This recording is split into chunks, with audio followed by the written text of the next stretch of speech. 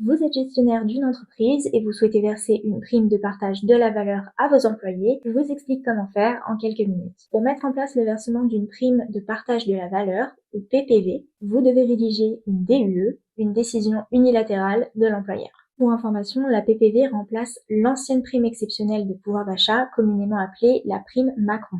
Pour être valide, la décision unilatérale de l'employeur doit comporter les informations suivantes: l'identité de l'employeur, l'objet de la prime, donc en l'occurrence le versement d'une PPV au bénéfice des salariés, les salariés éligibles, puisque vous pouvez décider si la prime concerne tous les salariés ou seulement ceux dont la rémunération est inférieure à un certain plafond, le montant de la prime, le calcul du montant en spécifiant si tous les salariés reçoivent la même somme ou si celle-ci varie selon des critères tels que la rémunération ou la classification, la date de versement et enfin la non-substitution en indiquant que la PPV ne remplace aucun des éléments de rémunération existants des salariés tels que les salaires ou d'autres primes. La PPV peut être distribuée à divers personnels, y compris les salariés en CDI, en CDD, à temps complet ou à temps partiel, en alternance ou en apprentissage, mais aussi les intérimaires, les agents publics relevant d'un établissement public administratif ou d'un établissement public industriel et commercial,